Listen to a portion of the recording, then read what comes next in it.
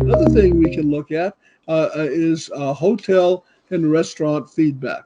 Again, restaurants and to some extent hotels are greatly dependent on what people are saying about the organization and its food and its service. If they don't pay attention to the customer, they soon find out they're going out of business. So restaurant feedback and hotel feedback is very important. To give you an idea what this all looks like, I randomly picked out, by the way, we've got a collection of probably 100,000 comments. And so I randomly picked out one comment that went to a restaurant, and here it is. I'm going to read it to you.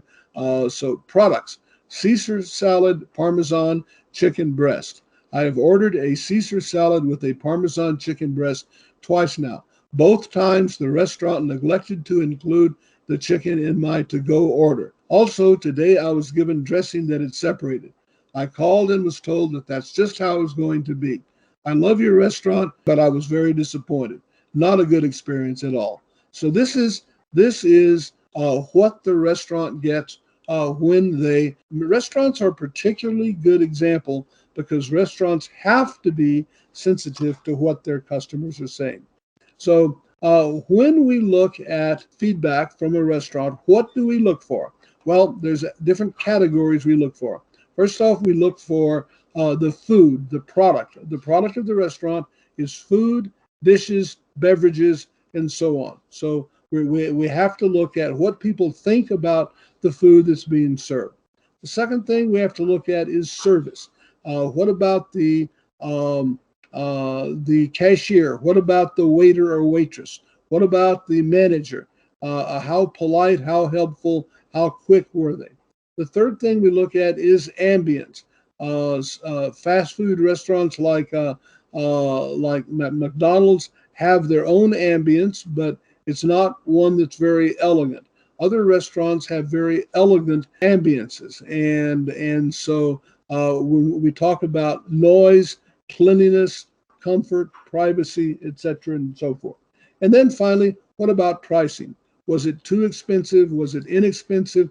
What can be said about pricing? So when we look at feedback from that goes back to the restaurant, these are the kinds of things that we look at. Restaurants know that if a restaurant wants to thrive, it must pay attention to what the customer is saying. And it's not optional. They've got to, because if they don't, they'll go out of business. And so when you look at what customers are saying, what do we look for? We look for complaints, compliments, suggestions.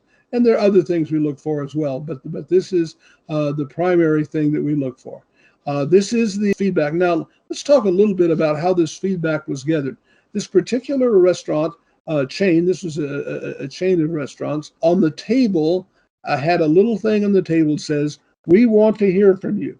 And it gives them an email address, and it says, if you give us a feedback on your experience here, we will give you $5 off your next time you come into our restaurant.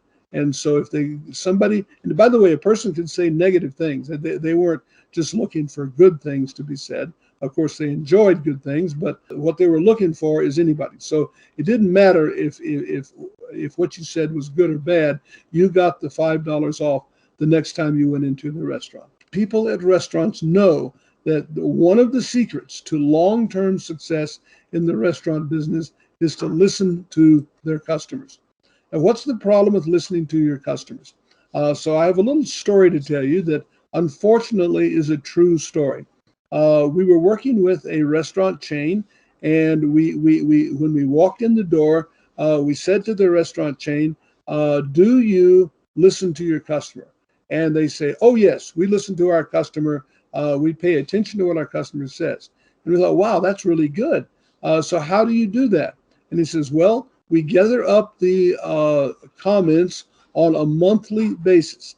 And at the end of the month, we print them out on paper, and we give the report to the vice president of marketing. Oh, okay, that's interesting. So we went to the vice president of marketing, and we said to the vice president of marketing, I see that you have a monthly report of what people are saying. What do you do with it? And he looked kind of embarrassed and he said, well, Bill, he said, let me show you this report. And he pulled it out, and there were about 50,000 comments on the report. He says, there's so many comments here, we can't do anything with it. What we do is each month we place the new report on my desk and throw the previous report away. We do nothing. We don't even read what people are saying to us. We said, gee, that's too bad. Let us show you how you can read what people are saying to you. And 50,000, when you do it in an automated fashion, is not a big deal. Actually, it's not even very difficult to do. So they said, you can do that? And we say, yes, of course we can do that. So what we did was we took the customer comments, we passed them through Textual ETL, we used some taxonomies to sort through the data, we created a database, and then we did an analysis. And so the analysis that we did looked something like this. Now, I have to explain this. This is a little bit complex and has some things in there that are not obvious. First off, we divided the comments into categories. People, who is that? That's the waiter, waitresses, the cashier, the maitre d', the sommelier, if you have one. It's the people that you encounter in the restaurant. Then we have the place. What about the ambience? Is it clean? Is it is the bathroom a pleasant place to visit? What about the table? So what about the physical surroundings? Then we had information about the price. Then we had information about the process. What is the process? The process is getting into the restaurant, getting a table, getting service, ordering, and having the food served to you. That would be the process. What is the product? The product is the food. What's on the menu? What does it taste like, etc., and so forth.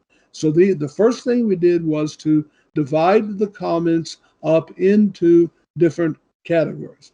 The second thing we did was we divided the comments up into two categories. What is the comment from somebody that's dissatisfied, or is it from somebody that's satisfied?